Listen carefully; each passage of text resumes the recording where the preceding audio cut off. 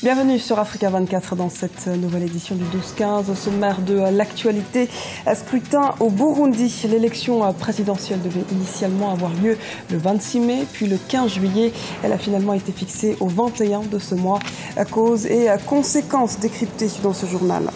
En République démocratique du Congo, la Commission électorale nationale indépendante appelle, elle, au respect du code électoral. À l'approche des scrutins communaux et municipaux d'octobre, certains candidats ont déjà débuté leur campagne sans autorisation. Focus sur une initiative entrepreneuriale ambitieuse. La fondation Tony Elumelu s'est engagée à accompagner 10 000 startups africaines sur 10 ans. Ces entrepreneurs bénéficieront d'une formation et d'un capital de départ de $10 000. Mais avant de développer ces titres, sachez que la Cour de justice de la Communauté économique des États de l'Afrique de l'Ouest est appelée à trancher ce lundi sur le code électoral burkinabé.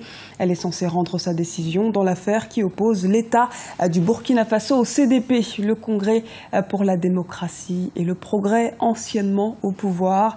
La Cour sous-régionale a été saisie pour se prononcer sur le nouveau code électoral qui exclut de l'élection présidentielle et des législatives d'octobre les partisans du président déchu Blaise Compaoré. Le Burundi traverse une crise politique majeure en raison de la candidature du chef de l'État, Pierre Nkurunziza, à un troisième mandat. Dans ce contexte, l'élection présidentielle a été reportée, mais de nombreuses interrogations persistent, comme nous l'explique Lizelsi Akizimana. L'élection présidentielle au Burundi fixée au 21 juillet.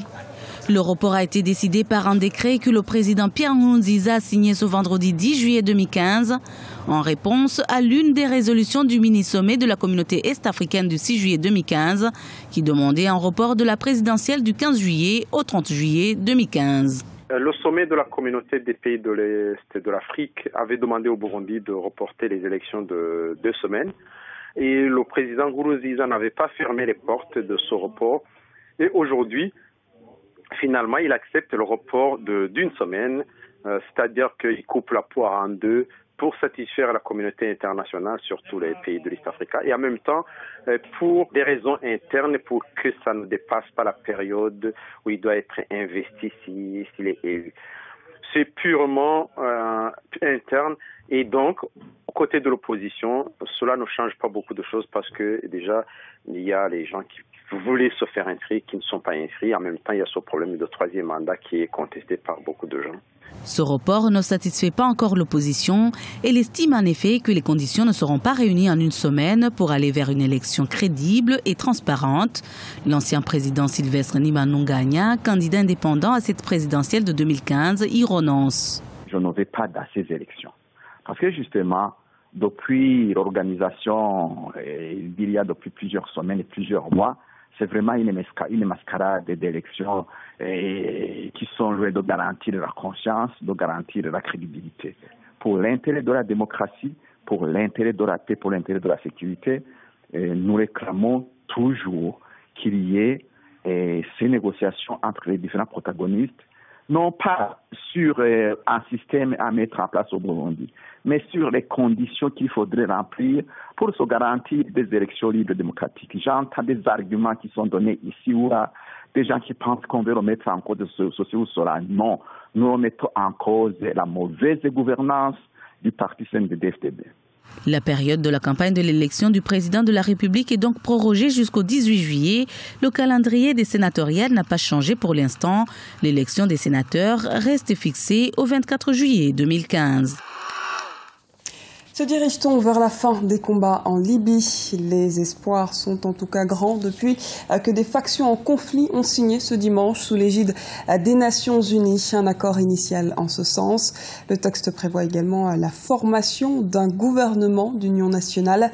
La Chambre des représentants et les délégués du Parlement élus et reconnus par la communauté internationale a déjà signé l'accord, mais le Congrès général national, le CGN, le Parlement basé lui à Tripoli, s'est abstenu d'apposer sa signature. Le CGN a même refusé de participer aux discussions qui se tiennent actuellement à Chirat au Maroc.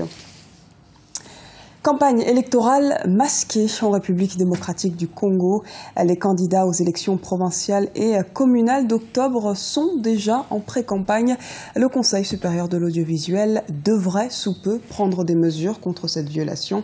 Un reportage de Jacques Amboka, notre correspondant à Kinshasa. À Kinshasa, on assiste à une campagne voilée engagée par certains candidats aux élections provinciales et communales d'octobre 2015. Les candidats sont de plus en plus nombreux dans les médias, sur les affiches et banderoles à travers les rues de la capitale. Une façon de préparer les électeurs aux prochaines échéances électorales. Pour la population, ils doivent attendre le lancement officiel de la campagne. On voit des banderoles par-ci par-là dans les journaux télévisés. On cite les noms de certains députés qui ont postulé, c'est vrai, mais moi je pense que ce n'est pas encore le moment. Ce n'est pas encore de manière officielle tout ce qu'ils sont en train de faire, parce qu'ils doivent attendre que le lancement de la campagne soit fait pour qu'ils puissent faire tout ce qu'ils sont en train de faire. La Commission électorale nationale indépendante s'insurge contre cette attitude qui constitue une violation de la loi électorale et interpelle le Conseil supérieur de l'audiovisuel et de la communication afin de prendre les mesures nécessaires. Nous allons saisir les juridictions compétentes, notamment la justice, pour faire respecter la loi. Je pense qu'il va de l'intérêt de tout le monde. Les acteurs politiques ou les acteurs sociaux qui sont candidats doivent montrer un sens des responsabilités parce qu'ils sont amenés à gérer la cité au nom des citoyens congolais pour lesquels ils sollicitent le mandat. Et donc, ils doivent montrer le sens des responsabilités en respectant la loi qui réglemente la campagne électorale. La loi électorale de la République démocratique du Congo confie à la CENI le pouvoir de fixer la période et la durée de la campagne électorale sur toute l'étendue du pays. Le CESAC, Conseil supérieur d'audiovisuel et de la communication, accompagne la CENI dans l'exécution de cette loi. Sa violation est un facteur qui pourra bien affecter le bon déroulement de ces échéances fixées au 25 octobre 2015. La 3e conférence internationale sur le financement du développement s'ouvre ce lundi à Addis Abeba, la capitale de l'Éthiopie. La conférence va discuter des moyens nécessaires pour éradiquer l'extrême pauvreté et pour réduire les inégalités. Les discussions préparatoires ont achoppé sur l'opportunité de créer un organisme fiscal intergouvernemental sur la responsabilité des pays du Nord dans le réchauffement climatique ou encore sur la part du secteur privé dans le financement du développement. En débattant jusqu'au 16 juillet de la mobilisation des moyens, les participants jetteront les bases fondamentales du futur programme de développement durable qui devra, lui, être adopté à New York en septembre prochain. Comment dynamiser l'entrepreneuriat en Afrique? La Fondation Tony Elumelu a, elle, opté pour un vaste programme d'accompagnement d'1 millier d'entrepreneurs. Après un premier appui financier remis ce samedi au Nigeria, ces jeunes vont être formés pour renforcer le tissu économique de l'Afrique. Les précisions dans ce reportage de Narcisse Ndoumbe, notre envoyé spécial au Nigeria. Promouvoir une nouvelle génération d'entrepreneurs africains, c'est l'objectif que vise l'homme d'affaires nigérian Tony Elumelu. À travers le projet type Tony Elumelu Entrepreneurship Programme, mis en place par sa fondation, 1000 jeunes porteurs de projets sélectionnés parmi plus de 20 000 candidats ont reçu un financement initial de $5 000 chacun. Sur les 10 prochaines années, la fondation du milliardaire nigérian envisage d'injecter pas moins de $100 millions dans la création d'entreprises en Afrique par les Africains. I believe that these entrepreneurs will do a lot in helping to... Je suis persuadé que ces entrepreneurs contribueront énormément au développement du continent africain. L'entrepreneuriat est la clé du développement d'une nation moderne. Et l'Afrique récoltera les fruits du succès de ces entrepreneurs. Ce que vous avez vécu ce jour peut être considéré comme la renaissance dans ce 21e siècle à travers l'entrepreneuriat. S'adressant aux participants, le vice-président du Nigeria s'est appesanti sur les valeurs qui mènent au succès. Enterprise, commerce, and even societies cannot endure. L'entreprise, à l'image de toute société humaine, ne peut tenir que si certaines valeurs morales sont prises en compte. Ces valeurs sont la discipline personnelle, l'esprit de partage, l'ardeur au travail et l'esprit d'innovation, l'intégrité, le remboursement des crédits, le respect des règles et des lois en vigueur, l'acquittement dans les délais des impôts et autres taxes. of taxes and obligations. Pour les heureux bénéficiaires, ce financement de $5 000 reçus est une véritable rampe de lancement pour leurs activités.